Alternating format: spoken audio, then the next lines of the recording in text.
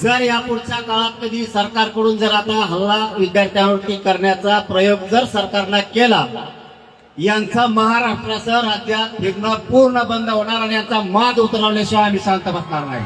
फक्त माझी सगळ्या विद्यार्थ्यांना एक विनंती राहील, तुम्ही ही जागा सोडू नका.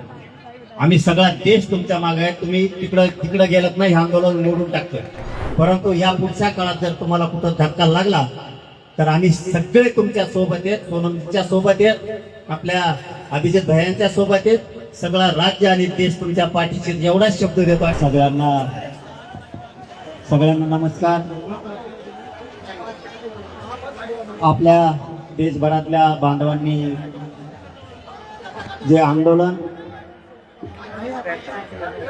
सोनमजीच्या नेतृत्वात दिल्लीमध्ये पुकारले, अभिजित भैया पण तुमच्या सोबतीला आहे.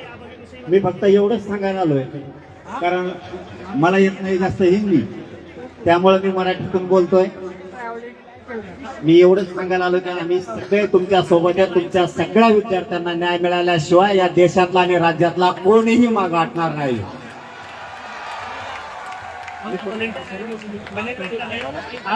सर कह रहे कि इस आंदोलन को आगे बढ़ाने के लिए सर पूरा सपोर्ट करेंगे. जहां जहां जरूरत पड़ेगी सर वहां खुद आगे आएंगे. आपल्या देशातल्या विद्यार्थ्यांना न्याय मिळावा म्हणून हे सरकार म्हणजे त्या भाजपचं सरकार प्रत्येक वेळेस गोरगरीब लोकांच्या लेकरावरतीच जाणून बुजून अन्याय करत आहे. जर या पुढच्या काळात कधी सरकारकडून जर आता हल्ला विद्यार्थ्यांवरती करण्याचा प्रयोग जर सरकारनं केला, यांचा महाराष्ट्रासह राज्यात फिरणं पूर्ण बंद होणार आणि यांचा माज उतरवल्याशिवाय आम्ही शांत बसणार नाही. सर ने जो कहा है वो ये कि ये जो सरकार है, बीजेपी की जो सरकार है, वो बस गरीबों के बच्चों के ऊपर हमला करती है. और इसके बाद अगर स्टूडेंट्स पर हाथ उठाया तो जितने भी बीजेपी के लीडर्स हैं उनको महाराष्ट्र में घूमने नहीं देंगे. मनोज जरांगे सर ऐसे सर ने कहा.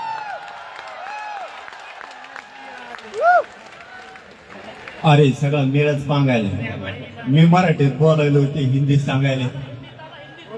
मला हिंदी येत नाही, तोच प्रॉब्लेम आहे. अरे मग हिंदी जर बोललो ना, तुमचं आहे ते ध्यानातून हिंदी जायचं तुमच्या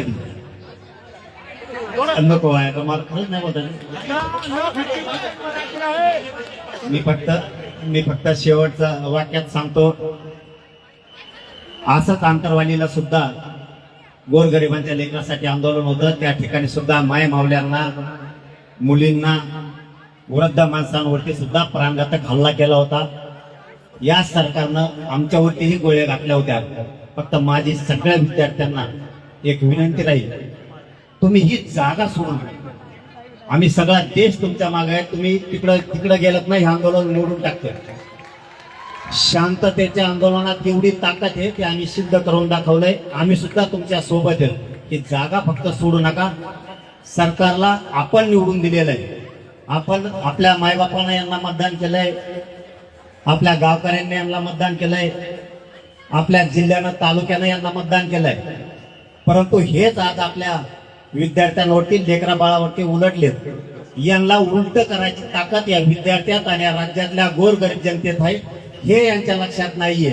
परंतु या पुढच्या काळात जर तुम्हाला कुठं धक्का लागला तर आम्ही सगळे तुमच्या सोबत आहेत. सोनमच्या सोबत आहेत, आपल्या अभिजित भैयांच्या सोबत आहेत. सगळा राज्य आणि देश तुमच्या पाठीशी एवढा शब्द देतो आणि थांबतो. धन्यवाद सगळ्यांना. जय शिव.